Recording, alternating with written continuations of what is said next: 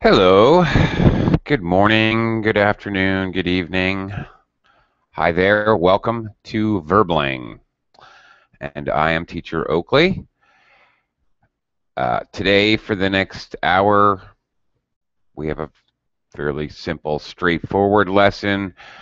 We're going to look at imperative sentences or command sentences, practice using them, talk about them a little, and most of all, talk about where and when you're going to hear or see command sentences used in English.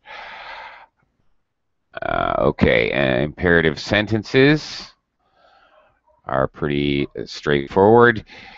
We use this type of sentence to give an order or a command. The unique thing about imperative sentences is they're not actually formed the same way that we form other sentences, simple sentences, independent clauses, compound or complex sentences uh, are slightly different. Of course, using any other kind of sentence, we must have a subject, a verb, and it must make sense. It must be a complete thought. So command sentences are unlike all of these kinds of sentences because generally you do not have a subject in an imperative sentence. The subject is assumed to be you, whoever you is getting the message. Now, an imperative sentence can be, for example, written on a sign, you know. So a sign that says no smoking, okay, basically that means you, whoever is reading the sign. All right, so imperatives work a little bit differently. Okay, finally we got some people rolling into class. Let me welcome you, say hello. We'll get Hello, started. teacher. Well, hello. Hello, who is that? Diego. Oh, Diego. Hi, Diego. How are you? Hi. Hi. Fine, fine, and cold. Cool. All right. Welcome. Nice to have you here. Hello, Julia. Hello, Oakley. How are you? I'm doing okay. Thank you very much. And welcome, Oscar. Hello. Hi, Oscar. Is your microphone working? Okay. Oscar, not sure. I can't hear you, bud. Uh, and outside the class, hi, Eliana. Okay. Oscar, if you get your system working, just shout out and say hello so I know that I can interact with you, talk to you. You may have to leave and come back. Sometimes that fixes the problem. I don't know what the issue is. Okay, let's take a look at imperative sentences. Again, uh, one more time. In my introduction, while I was waiting for you guys, I was kind of explaining a little bit about it. But a sentence must have what, Diego, to be a sentence? Most normal sentences, not imperative sentences, but simple, compound, and complex sentences must have. Diego, do you know? What? Can you repeat the question, Yeah, please? I'm basically fishing for the definition of a sentence. What does a sentence need to have? A subject, and a verb, Yes. and adjectives. And no, it doesn't need to have adjectives. Uh, you were going good there for a minute. Really, Okay. 2 out of 3 And isn't bad. yeah. Okay. A simple sentence must have a subject and a verb. It doesn't even need to have a subject noun, that is, And and a now. verb. It doesn't even need to have an object noun, although it may. It needs to have a subject and a verb, and it needs to make sense. It needs to be a complete idea. Okay. Okay, so that's it. Now, the problem is with imperative sentences, they don't. They are considered sentences and they are valid grammatical structures, but for example, we use the imperative to give a direct order. Take that chewing gum out of your mouth. Okay. Uh, as an example, and clearly, we're going to see many cases of imperatives that do not have a subject noun. So, who, excuse me, Julia, who is the subject noun when I say, take Mm, that chewing gum out of your mouth? mm, the subject is mm, Yeah, the your you, that's right. It's is assumed to be you. is Okay. Um, all right, here's some 3 examples of very common uh, imperative sentences with direct orders. Stand up straight. Oh my goodness. Did your mother ever tell you to stand up straight or sit up straight? All the day. yes. Oh yeah, all the day, all the time. Okay. All the time. Yeah. Give me the details. All right. Now these are considered valid sentences. These are okay, um, but they don't have a subject. The subject is assumed to be you. So, Diego, can you give me an Yes. example of a direct order? Go ahead, Diego. Now it's your chance to give the teacher a Um, direct order. okay. Stand up now. Stand up now. Okay. All right. That's fine. Um, stand up now. Yes. Okay. That's true. More commonly, for example, I don't know, in church or in court when the judge walks into the room, you would Yes. often hear, please rise. Please, Okay. Uh, a more Nothing wrong with your example, Diego. I'm just giving another example where it's very common and also where it's a little more polite, I guess. Uh, okay. okay. Nothing wrong with your example, though. Julia, go ahead. Give me a direct order. Go go out to the class. Go out of the class. Okay. You said go out to the class? Is that what you said? Yes. Okay, it can't be to because you go to somewhere, you're going in the direction of the object. So if I'm going away from the object, I can't say to. I can't say go out of the class.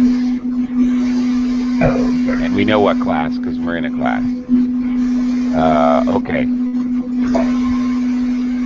Sure. Oh, Oscar's gone again. Okay. Here's one. Okay, now, of course, very often you might use a proper pronoun. You might use a name. As in, for example, Oscar, come back. Okay, so Obviously, if we know the person's name, we may use their name as the subject noun. Okay, sure. Direct orders. Um, okay, they can be politely spoken. Please rise. They can be much more rude, as in "shut up," for example. All right. All right. Okay. Notice we at least always have a verb here. Come, go, rise, give. Okay. We often also use imperatives to give instructions. For example, teacher may say, open your book. Okay, take 2 tablets every evening. All right, instructions for medicine. Instructions. We often use the imperative when we give directions. Take a left and then a right. Okay. Let's try this. Try giving me a set of instructions. I'll go the other way. Julia, you first.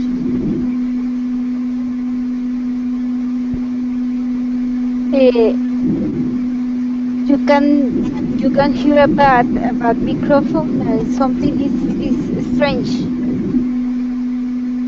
What's that? I hear something sounds like a vacuum cleaner. Yes. Yeah, what is that? Can you mute your microphone and is it some kind of feedback? Everyone, mute your microphone. Me too. I will too. Diego, you're the culprit. Not sure what it is. Some kind of feared feedback. I don't know. Solar flare, radiation from Venus. I have no idea. But in any case. Oh, yeah. Okay. Anyhow, let me see here. Oscar, are you there? Are you able to use your microphone? Okay. I have no instructions to give Oscar here to help him out. Okay, Julia? Go ahead. Yes. Hi. Go ahead and use an imperative to give me instructions, like as in these 3 examples here.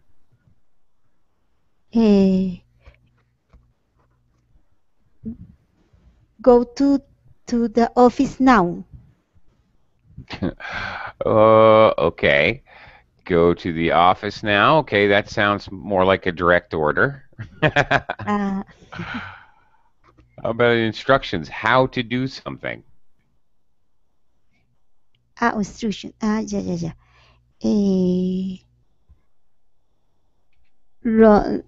Run 10 kilometers every day to take a good shape. Okay. Could you repeat that? Run 10 kilometers every day to Jeez. get a good shape. 10? Yes. Goodness. Okay.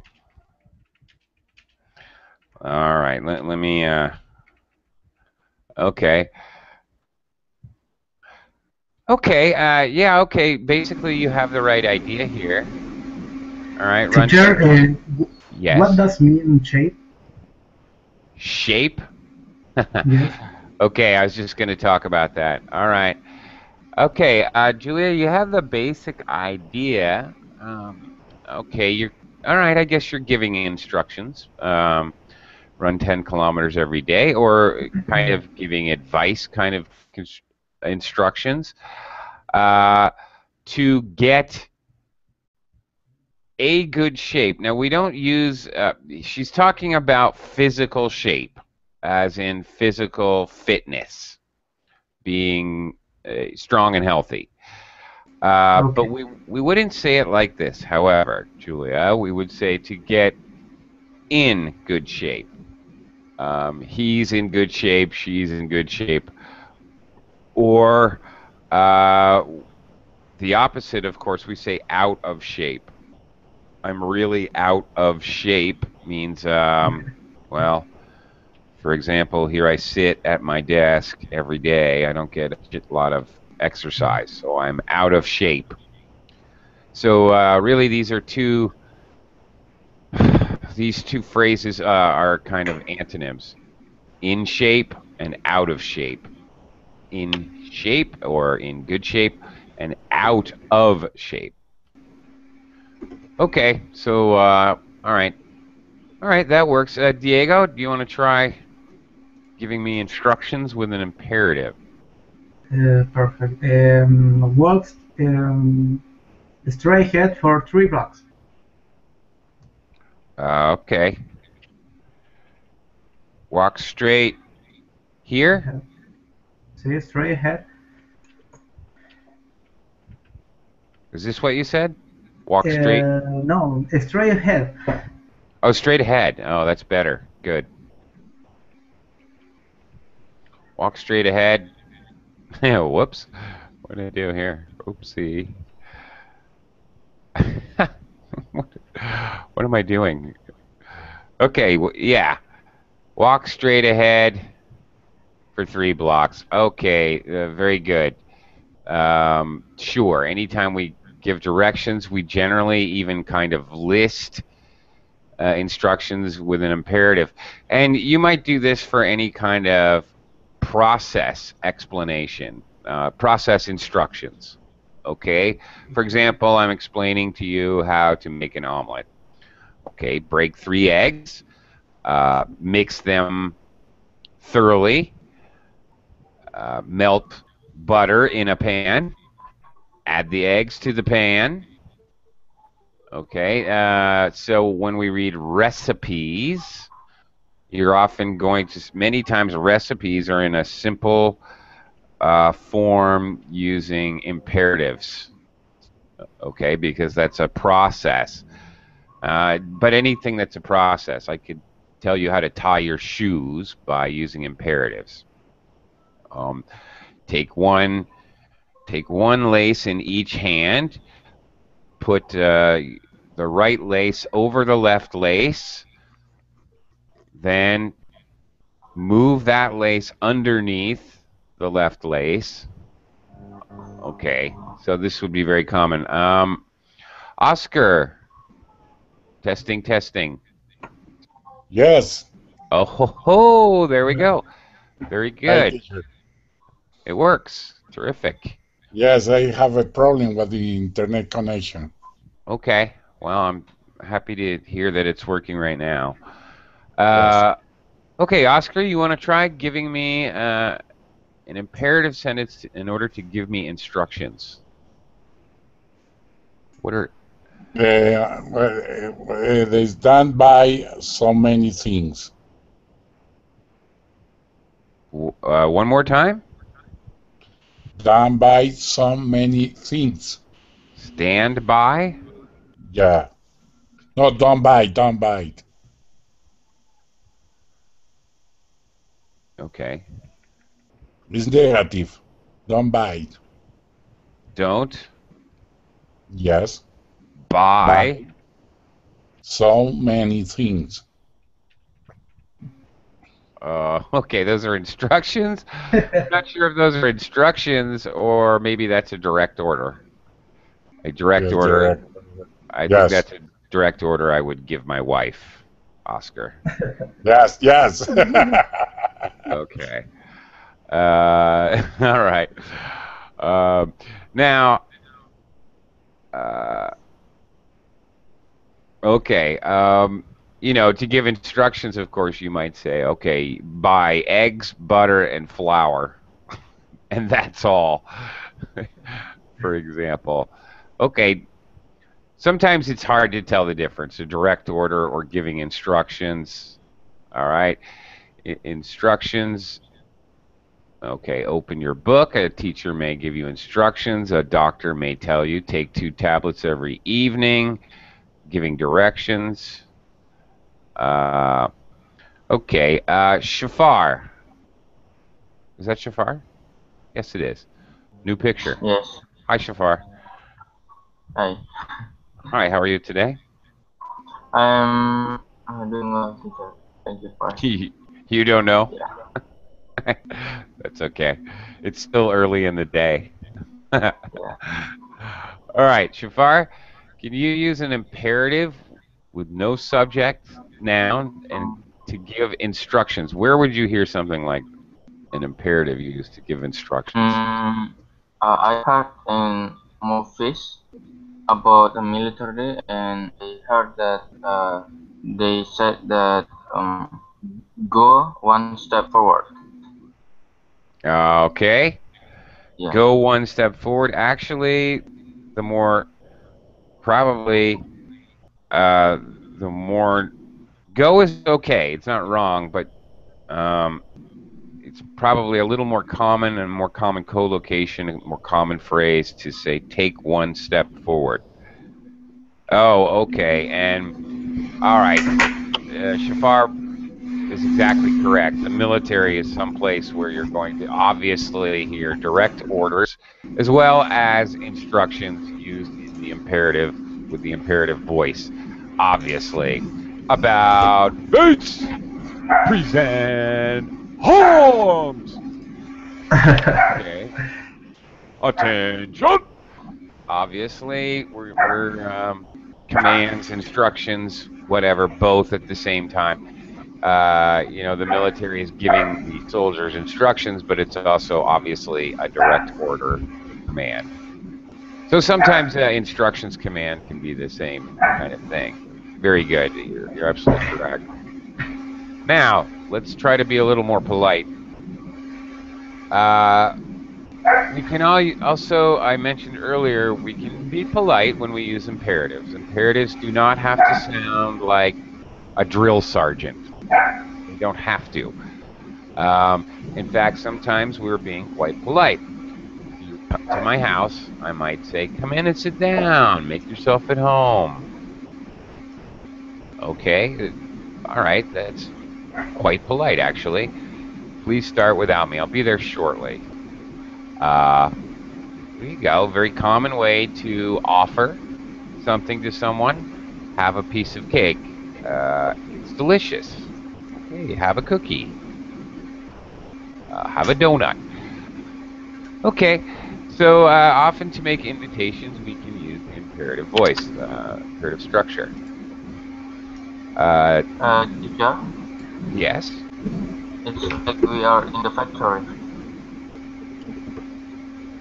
What's that? It looks like we are in the factory. I heard a buzzing sound. Buzzing sound. Sounds more like a Yeah. vacuum cleaner to me. I think it's Diego. Okay.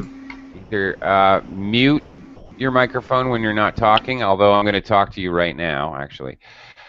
When you're not talking, please mute your microphone or stop vacuuming, whatever. Okay. uh, okay. Can you think of an invitation using the imperative, Diego? um, Come to the party tonight.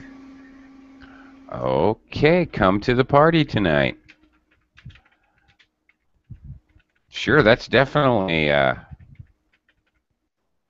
okay. That's definitely an invitation, and okay, that works. Very good, excellent.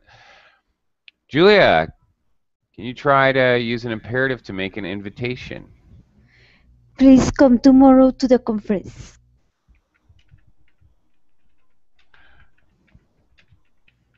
Okay.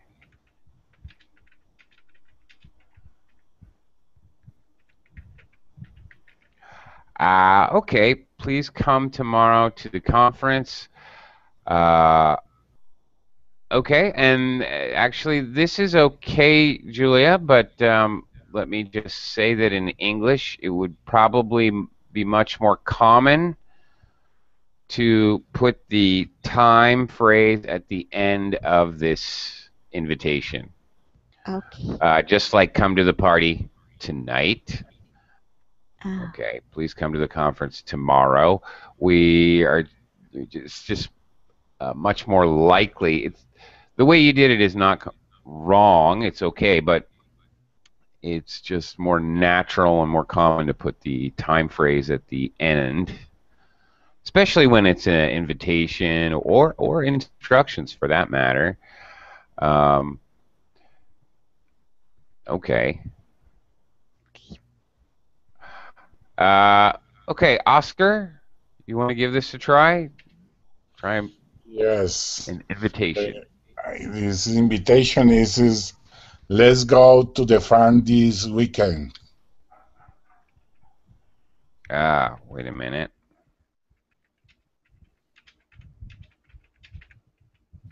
The farm? Yes. Okay, but and that sounds like an invitation, but I will say that, of course, is let us. So you Yes. actually have a subject noun. Okay. Yeah. Let us go to the farm this weekend. Okay. Uh, okay. So this is not an imperative. Now you have a simple sentence here. Actually. Okay. Let us go. We have a subject and a verb. So this is no longer an imperative. So there's a subject. There's some kind of noun that's doing the action. All right. Yeah. Now, of course, if you say go to the farm this weekend, that sounds like a command. Yes. Right. Now, how about this? Come to the farm this weekend. Oh, yes. Come to the farm. There we go. Now that's an invitation. Yes. Right. Yes, there are certain verbs that are sometimes called imperative verbs. So you see come a lot. Please come. Have, definitely. Sometimes is quite often used with the imperative. Make, take. You're also going to notice take is used a lot with the imperative. Okay. Shafar, want to try? Yeah, of course. Sure. Have a seat in my new sofa.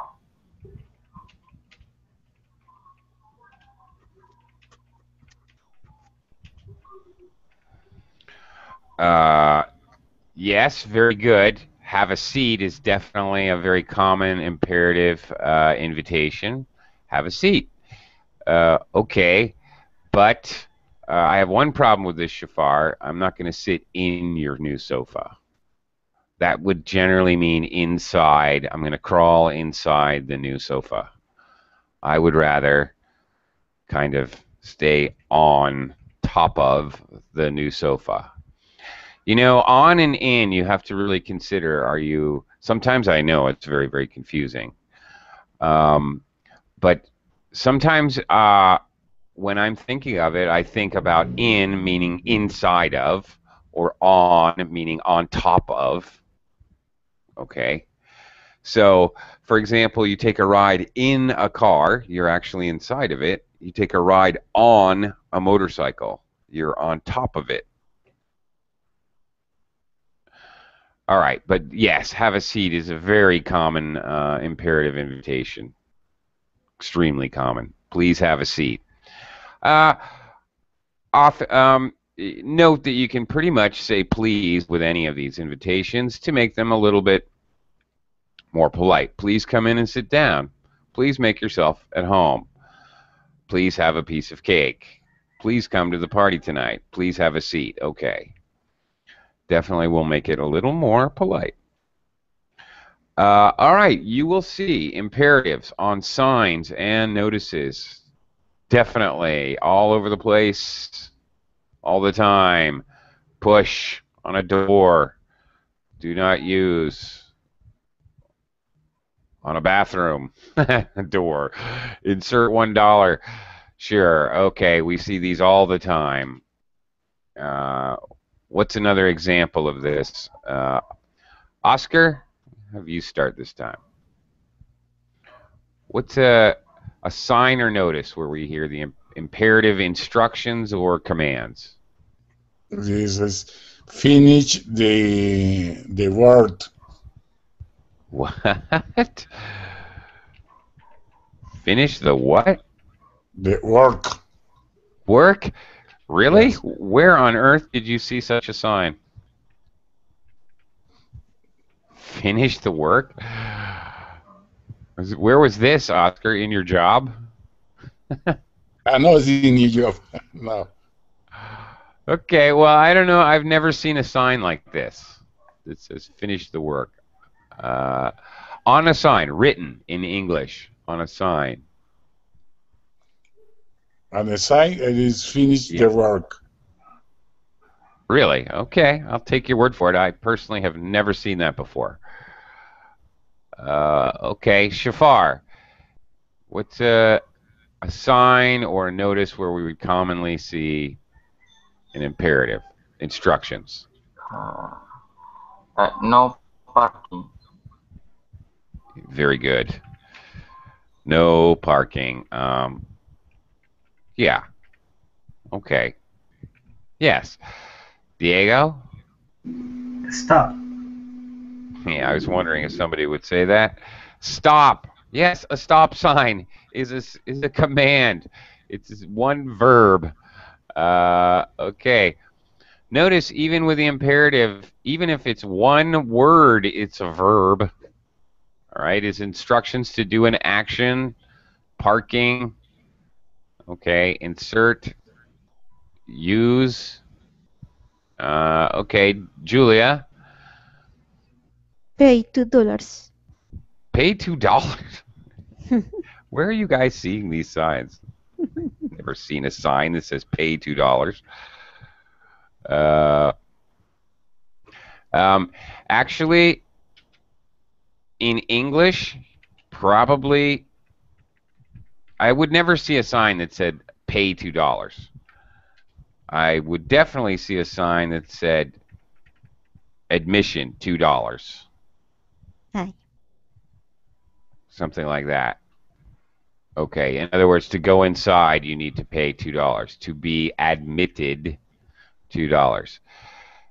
Yeah, this would be, you would never see this in English because this would be a demand for money. This is basically like robbery, only a mugger or a thief would say, pay, pay money. So, yeah, in English, this would be considered kind of rude, and you would really never see this written somewhere. Probably not. At least not for any commercial kind of business. You may see admission or price or something like that. Okay. This next usage is interesting. We can use the imperative to give friendly, informal advice. Now, this basically goes back to something Julia said much earlier, and I mentioned this is more like advice. Run 10 kilometers every day to get in good shape. Okay, this is kind of advice, not more advice than instructions. All right. So I told her it was still correct, and it is. Okay, but it's a lot closer to this usage. Speak to him. Tell him how you feel. Show him you love him. Okay, whatever. All right. To giving advice. Have a quiet word with her about it. Shafar, what is a quiet word? What does that mean? Do you know? I have no idea. Okay. Have a quiet word, a private word. All right. In privacy, away from everyone else. Okay. Talk to her in private. That's what this would mean. Okay. Don't go. Stay at home. and rest up. Get some sleep and recover. Okay. Informal advice. Obviously, many times, most times when we give advice, we're going to probably use a modal. We might very often say you should speak to him. You should tell him how you feel. You should have a quiet word with her. You should not go. You shouldn't go, actually. Right? You should is going to be very common, but sometimes we drop the you should. By the way, especially in this case, when we're talking about dropping the subject noun, just to give advice, sometimes we use the imperative. Okay, this is something that is called, not that it's important that you know what it's called, but you should know it exists. This is something called ellipsis. That's the technical name for it in English. When we drop words, it's very common to drop, for example, relative pronouns. That, which, who. Okay, the man that sold me the car is blind. Okay. He's the one who did it. Okay, sometimes we use ellipsis, and it's also very common to... Ellipsis means to drop words, basically. I mean, to keep it really simple. The meaning is known. If you're speaking to someone, it's obvious that the subject of the verb is you. All right, as it always is in the imperative, and that's very obvious. So sometimes native speakers will use ellipsis to drop the subject noun. Okay, let's try this out, giving a little friendly advice. Let's see. Shafar, can you try this first? Okay. Give me some advice. Don't take shower at night. What's that? Don't. Okay. Don't take shower at night. Take a shower? Yes. Why not? And by the way, you're going to definitely need an article here. Whoops, not saw. Don't take a shower at night. Showers are countable, so we're going to need some kind of article. Don't take a shower at night, or don't take showers at night. You could say it either way. But of course, now I have to ask you, why not? At night, like 7 p.m. up, 7 p.m., 8 p.m. It sometimes make you unhealthy, or you are easily to get illnesses from your like cooking and yeah, illnesses Okay. like that. Okay. Okay. Fine. All right. That sounds like you're sincerely giving me advice there. So, all right. Very good. Okay. Diego, give me some friendly advice. Okay. Ask teacher support. It helps to improve your English. Okay. Wait a minute. Ask again. Teacher support.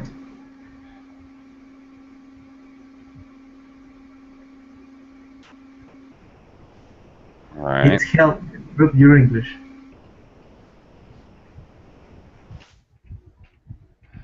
All right. Now. Okay, this is definitely advice. Okay, obviously the second sentence here We have a subject noun, it, a verb, helps.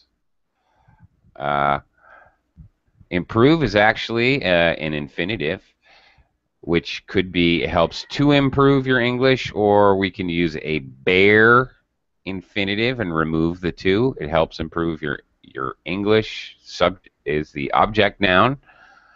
Okay, so this is a simple sentence, and the first part is an imperative, but ask teacher support. Now, I would add something here, Diego. As? I would add a preposition, ask for teacher support. Perfect. Or ask a teacher for support. Well, it could be that way too. Okay, ask for teacher support. What is the difference? Ask for teacher support or ask teachers for support?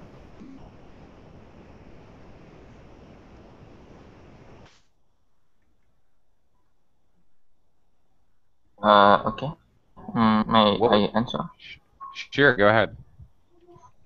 As for teacher support, it means that you ask to teacher, but if you ask without, you might be asked about teacher support. What's the teacher support?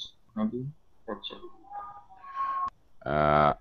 Okay, ask for teacher support.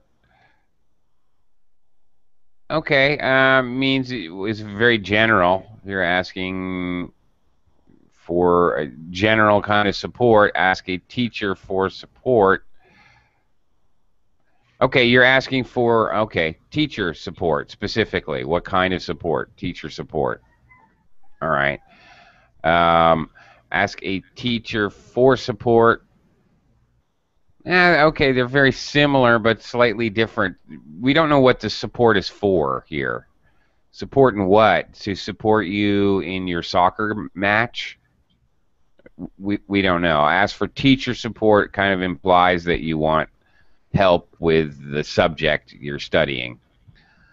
Ask a teacher for support. I could support your fundraising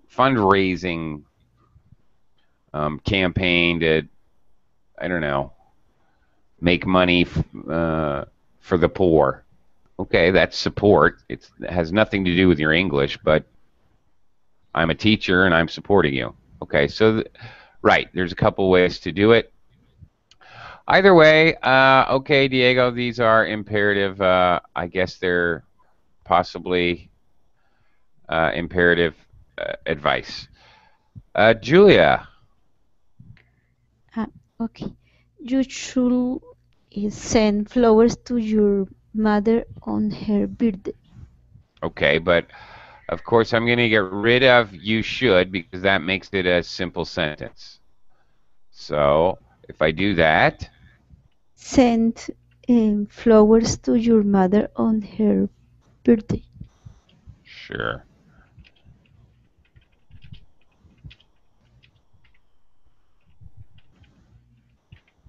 Okay. Send flowers to your mother on her birthday. Okay. And again, is that advice? Is it a command? Is it an invitation? Well, okay. Could be any of those, but all right. That's fine.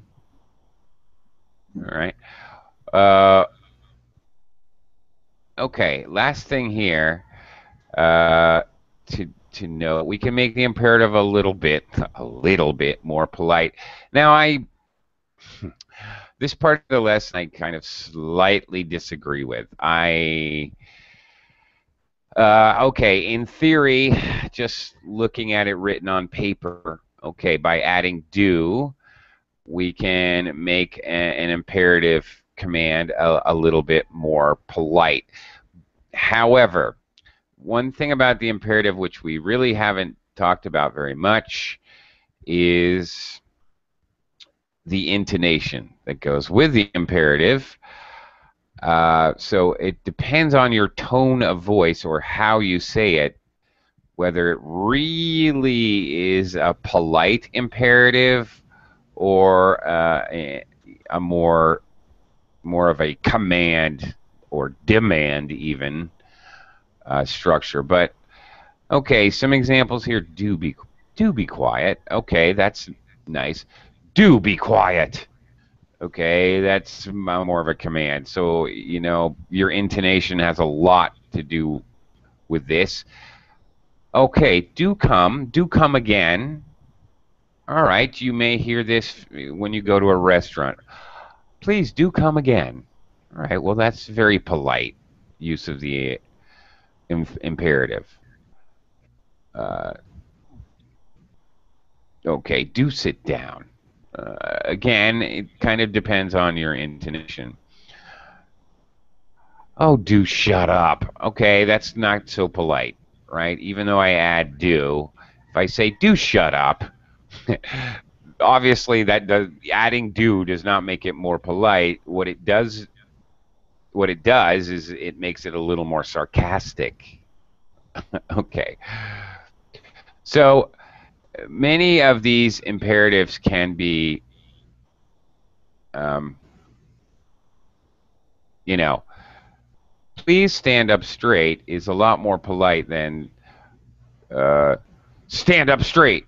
Obviously, your intonation has everything to do with how the imperative is perceived as an order or a command or more as a polite request. Okay. What are some other imperatives that we use? What are imperatives? Okay, Julia, what's an imperative that you might use every day, any day, realistic situation? To stand up. Do stand up? Do you really say that? No, I mean No. something that you really might say. Be quiet. Be quiet? Why would you say that?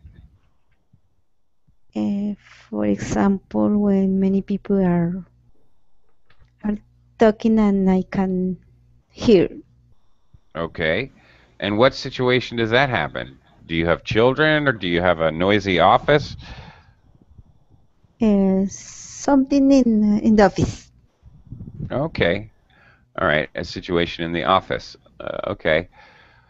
Now, tell me, Julia, would you really say that? Would you really say to your coworkers, be quiet? No. No. No. All right. How would you really say that in the office? Can you Aha. Thank you. can you be speak more more loud? Well, not loud. Yes, more. How about, let me help you. How about softly? Could you speak Yes. more softly? And you might even say please. Yes. Okay. All right. Thank you very much. That's exactly what I wanted to show. Obviously, be quiet, no matter how you say it. There's no way to say some imperative phrases or sentences without, it's going to always sound rude, obviously. Now, how could you be even more rude than be quiet? Do be quiet. Do be quiet. Well, okay. Do again. The thing with do, it depends on how you say it. Do be quiet. That can be even more rude than be quiet. It depends on how you say it. Sometimes it sounds sarcastic. Oh, please, do be quiet. What's wrong with you? Sometimes it sounds actually more rude. That's the point I was trying to make. Or do be quiet. It can sound slightly more polite, but no, I was kind of thinking more along the lines of shut up. All right, that's much more rude. Yes. Be quiet. All right, so there's different degrees. Can you speak more softly, please? Is a very polite way to say it. Notice also, instead of using an imperative, which is extremely direct, well, it's a direct command. When we, this is no longer imperative, this is a question, but also it is an indirect question because we use can you. Obviously, speak more softly, okay, is direct. By using can you, would you mind speaking more softly? Could you speak more softly? Can you speak more softly? Um, by using these structures, we're using indirect language. All right. So as a rule, indirect requests or whoops, indirect, indirect. Uh, Indirect requests or commands are obviously much more polite. All right, so in reality, this is probably what you would say at the office, right? Okay, Oscar, what is a command you might normally give on any given day? A command or a request? Every day, I don't know. Very normal. Very normal. Oh, I don't know. It's probably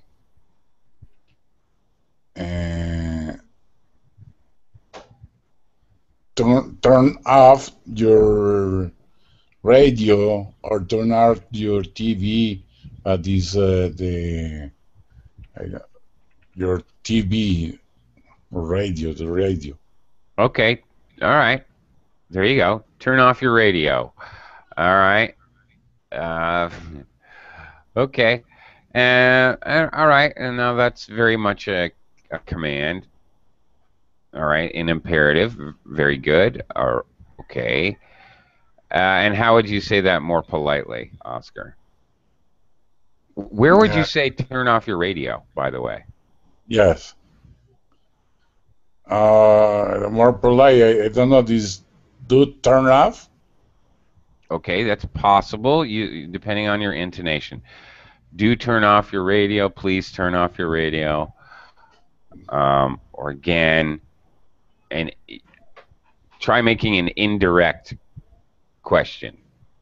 The indirect questions? Yeah, like can you? Okay. Can you turn off your radio? All right. Can you or could you turn off your radio? Sure. Oscar, where would you actually say this? Can you turn the radio off? Yeah, but I asked you for something that you might normally say on any normal day. Who do you say this to? Can you turn your radio, please? Or Uh-huh.